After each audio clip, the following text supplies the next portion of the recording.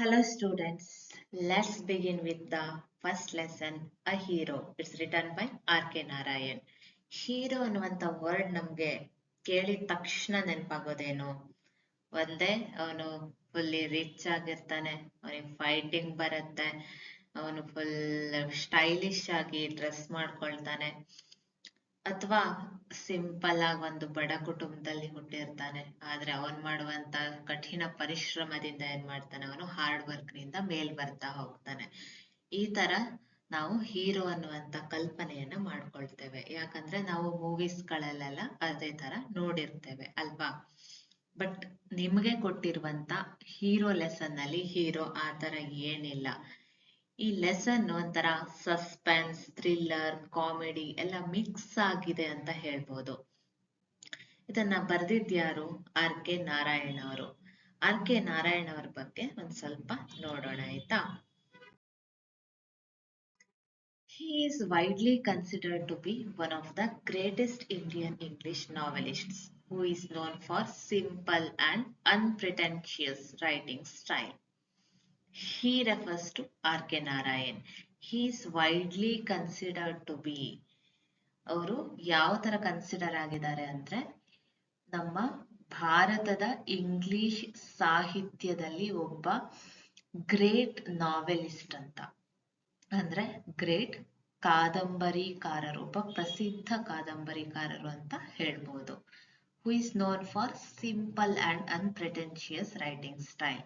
ಅವರ ಬರವಣಿಗೆಯ ಶೈಲಿ ಯಾವ ತರ ಇತ್ತು ಅಂದ್ರೆ ತುಂಬಾ ಸರಳವಾಗಿತ್ತು. ಅನ್ಪ್ರಿಟೆನ್ಷಿಯಸ್ ಅಂದ್ರೆ ಯಾವುದೇ ಆಡಂಬರ ಇರಲಿಲ್ಲ, ಅಲ್ಲಿ ನ್ಯಾಚುರಲ್ ಆಗಿ ಅಥವಾ ಹಂಬಲ್ ಆಗಿರುವಂತಹ ರೈಟಿಂಗ್ಸ್ ಅನ್ನ ನಾವು ನೋಡಬಹುದು. He is best known for his works set in the fictional South Indian town of Malgudi. ಅವ್ರು ಬರೆದಿರುವಂತ ಮಾಲ್ಗುಡಿ ಡೇಸ್ ಅನ್ನುವಂಥದ್ದು ಒಂದು ಬೆಸ್ಟ್ ವರ್ಕ್ ಅಂತ ಎಲ್ಲರಿಂದ ಪ್ರಸಿದ್ಧಿಯನ್ನ ಪಡ್ಕೊಂಡಿದೆ. His works include Swami and his friends, The Bachelor of Arts, The English Teacher and The Financial Expert. So ಅವ್ರು ಬರೆದಿರುವಂತ ಕೆಲವೊಂದು important works ಯಾವ್ದಪ್ಪ ಅಂದ್ರೆ Swami and his friends, the bachelor of arts, the English teacher and the financial expert. ನಿಮ್ಗೆ ಕೊಟ್ಟಿರುವಂತ ಅ hero ಅನ್ನುವಂತ ಲೆಸನ್ನು ಸ್ವಾಮಿ ಅಂಡ್ ಹಿಸ್ ಫ್ರೆಂಡ್ಸ್ ಅನ್ನುವಂತ ವರ್ಕ್ ನಿಂದ ತೆಗೆದುಕೊಂಡಿರುವಂತ ಭಾಗ. His novel The Guide was adapted for film and it won the Sahitya Akademi Award. ಅವರು ಬರೆದಿರುವಂತ ಒಂದು ಕಾದಂಬರಿ ದ ಗೈಡ್ ಅನ್ನುವಂಥದ್ದು ಫಿಲ್ಮಿಗೆ ಅಡಾಪ್ಟ್ ಮಾಡ್ಕೊಂಡಿದ್ದಾರೆ, ಅಂದ್ರೆ ಫಿಲ್ಮ್ ಅನ್ನ ಮಾಡಿದ್ದಾರೆ, ಮತ್ತೆ ಆ ಫಿಲ್ಮ್ ಸಾಹಿತ್ಯ ಅಕಾಡೆಮಿ ಅವಾರ್ಡ್ ಅನ್ನ ಪಡ್ಕೊಂಡಿದೆ. He highlights social content and provides a feel for his characters through everyday life. So ನಮ್ಮ ದಿನನಿತ್ಯ ಜೀವನದಲ್ಲಿ ನಡೆಯುವಂತಹ ಸನ್ನಿವೇಶಗಳನ್ನ ಅವರು ಕ್ಯಾರೆಕ್ಟರ್ಸ್ ಮುಖಾಂತರ ಏನ್ ಮಾಡಿದ್ದಾರೆ, ಬರ್ದಿದ್ದಾರೆ.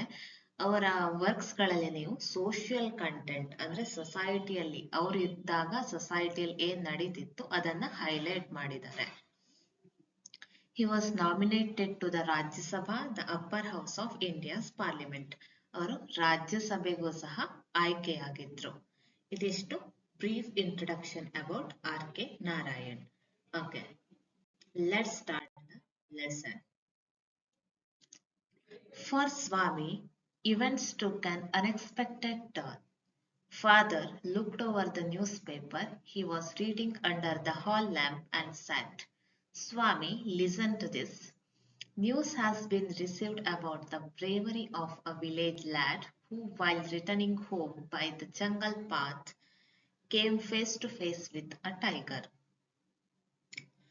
ಫಸ್ಟ್ ಮೀನಿಂಗ್ಸ್ ಅನ್ನ ನೋಡ್ಕೊಂಡ್ಬಿಡಿ. ಇವೆಂಟ್ಸ್ ಅಂದ್ರೆ ಇನ್ಸಿಡೆಂಟ್ಸ್ ಅಥವಾ ಹ್ಯಾಪನಿಂಗ್ಸ್, ನಡೆದಿರುವಂತ ಘಟನೆ. ಅನ್ಎಕ್ಸ್ಪೆಕ್ಟೆಡ್, ನಾಟ್ ಎಕ್ಸ್ಪೆಕ್ಟೆಡ್ ಅಥವಾ ಸರ್ಪ್ರೈಸಿಂಗ್, ಗೊತ್ತಿಲ್ಲ, ಸಡನ್ ಆಗಿ ಏನೋ ಆಗಿದೆ, ಅನ್ಎಕ್ಸ್ಪೆಕ್ಟೆಡ್. ಓಕೆ. ಲ್ಯಾಡ್ ಅಂದ್ರೆ ಬಾಯ್ ಅಂತ ಅರ್ಥ. ಬ್ರೇವರಿ ಮೀನ್ಸ್ ಕರೇಜ್ ಅಥವಾ ಧೈರ್ಯವಂತ, ಸಾಹಸವಂತ. Okay. For Swami, events took an unexpected turn. ಈ ಸ್ವಾಮಿಯ ಜೀವನದಲ್ಲಿ ಒಂದು ಘಟನೆ ಅನ್ಎಕ್ಸ್ಪೆಕ್ಟೆಡ್ ಟರ್ನ್ ಅಂದ್ರೆ ಅವನು ಎಕ್ಸ್ಪೆಕ್ಟ್ ಮಾಡದೆ ಇರೋ ತರ ಒಂದು ತಿರುವನ್ನ ಪಡ್ಕೊಂತು. ಟರ್ನ್ ಮೀನ್ಸ್ ತಿರುವು. ಯಾವ ಘಟನೆ ಅದು? Father looked over the news paper. He was reading under the hall lamp. ಸ್ವಾಮಿಯ ಫಾದರ್, ತಂದೆ, ಅವ್ರೇನ್ ಮಾಡ್ತಾ ಇದ್ದಾರೆ? ನ್ಯೂಸ್ ಪೇಪರ್ ಅನ್ನ ಓದ್ತಾ ಇದ್ದಾರೆ. ಎಲ್ಲಿ? ಹಾಲ್ ನಲ್ಲಿ ಲ್ಯಾಂಪ್ ಕೆಳಗಡೆ ಕೂತ್ಕೊಂಡು ಅವರು ನ್ಯೂಸ್ ಪೇಪರ್ ಅನ್ನ ಓದ್ತಾ ಕೂತಿದ್ದಾರೆ.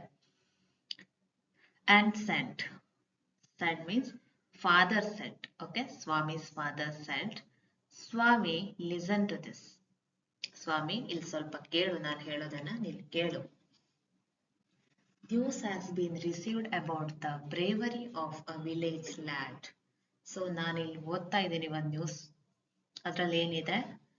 ವಿಲೇಜ್ ಲ್ಯಾಡ್ ಅಂದ್ರೆ ಒಬ್ಬ ಹಳ್ಳಿಯ ಬಾಲಕ ಅಥವಾ ಹುಡುಗ, ಅವನ ಸಾಹಸದ ಬಗ್ಗೆ ಇಲ್ಲಿ ಮೆನ್ಷನ್ ಮಾಡಿದ್ದಾರೆ. While returning home by the jungle path came face to face with a tiger. ಆ ಹುಡುಗ ಏನ್ ಮಾಡ್ತಾ ಇದ್ದಾನೆ?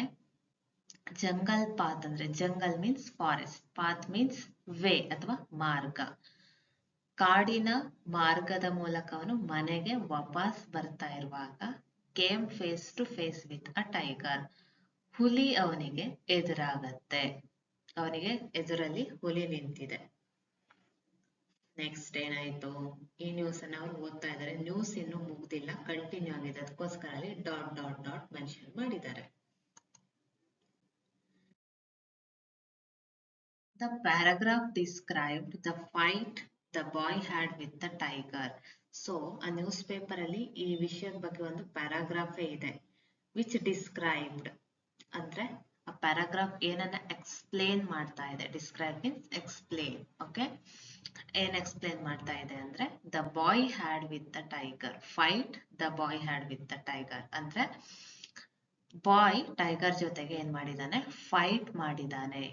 And his flight up the tree where he stayed half a day till some people came that way and killed the tiger. Flight ಅಂದ್ರೆ ಏನು? Running away quickly. Fight ಅವನಷ್ಟು ಎಷ್ಟಾಗತ್ತಲ್ಲ ಅವನ ಹತ್ರ ಅಷ್ಟು ಅವನು ಫೈಟ್ ಮಾಡ್ಲಿಕ್ಕೆ ಟ್ರೈ ಮಾಡಿದಾನೆ. ಮತ್ತೆ his flight up the tree ಅಂದ್ರೆ ಕ್ವಿಕ್ ಆಗಿ ಓಡ್ ಹೋಗ್ಬಿಟ್ಟು ಒಂದು ಮರವನ್ನ ಹತ್ಕೊಂಡು ಕುಳಿತುಕೊಂಡ. Where he stayed half a day till some people came that way.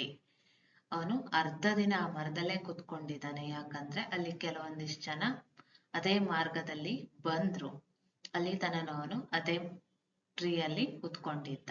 ಆ ಜನರು ಬಂದು ಅವನಿಗೆ ಹೆಲ್ಪ್ ಮಾಡ್ತಾರೆ. ಯಾವ ತರ? ಕಿಲ್ಲಡ್ ದ ಟೈಗರ್. ಕಿಲ್ಲಡ್ ದ ಟೈಗರ್ ಅಂದ್ರೆ ಆ ಹುಲಿಯನ್ನ ಅವರು ಕೊಲ್ತಾರೆ ಅಥವಾ ಸಾಯಿಸ್ತಾರೆ. ಈಗ ಒಂದು ವಿಲೇಜಿನ ಚಿಕ್ಕ ಹುಡುಗ, ಈಗ ನಾವೇ ದಾರಿ ಮಧ್ಯದಲ್ಲಿ ಹೋಗ್ತಾ ಇರುವಾಗ ನಮ್ಗೆ ಹುಲಿ ಸಿಕ್ಕಿದ್ರೆ ನಾವು ಹುಲಿ ಜೊತೆಗೆ ಫೈಟ್ ಮಾಡುವಷ್ಟು ಏಬಲ್ ಇದೆವಾ, ನಮ್ಮ ಕೆಪಾಸಿಟಿ ಇದೆಯಾ ನಮ್ಗೆ ಅಂತ ನಾವು ಕ್ವಶನ್ ಮಾಡ್ಕೊಳ್ಬೇಕು. ಈಗ ನೀವೇ ದಾರಿ ಮಧ್ಯೆ ಹೋಗ್ಬೇಕಿದ್ರೆ ಸಡನ್ ಆಗಿ ಹುಲಿ ಬೇಡ ಬಿಡಿ, ಒಂದ್ ಹಾವೇ ಕಂಡು ಏನ್ ಮಾಡ್ತೀರಿ? ಅಲ್ಲಿಂದ ಎಸ್ಕೇಪ್ ಆಗ್ತೀರಿ ಅಲ್ವಾ? ಬಟ್ ಬಾಯ್ ಹತ್ರ ಬೇರೆ ಆಪ್ಷನ್ ಇಲ್ಲ. ಅವನು ಫೇಸ್ ಮಾಡ್ಬೇಕು, ಇಲ್ಲ ಅಂದ್ರೆ ಅವನು ಹುಲಿಗೆ ಆಹಾರ ಆಗ್ಬೇಕು. ಆ ಟೈಮ್ ನಲ್ಲಿ ಏನ್ ಮಾಡ್ತಾನೆ? ಅವನು ತನ್ನ ಹತ್ರ ಸಾಧ್ಯವಾದಷ್ಟು ಮಟ್ಟಿಗೆ ಫೈಟ್ ಮಾಡ್ತಾನೆ. ಇನ್ನು ನನ್ನ ಹತ್ರ ಸಾಧ್ಯ ಇಲ್ಲ ಅನ್ನುವಂತ ಟೈಮ್ ಅಲ್ಲಿ ಬೇಗ ಹೋಗಿ ಒಂದು ಮರವನ್ನ ಹತ್ಕೊಂಡು ಕುಳಿತುಕೊಂಡ್ ಬಿಡ್ತಾನೆ. ನೆಕ್ಸ್ಟ್, ಈ ಪ್ಯಾರಾಗ್ರಾಫ್ ಅಲ್ಲಿರುವಂತ ವರ್ಡ್ಸ್ ಗಳಿಗೆ ಅಪೋಸಿಟ್ ವರ್ಡ್ ಅನ್ನ ಕೊಟ್ಟಿದ್ದೇನೆ.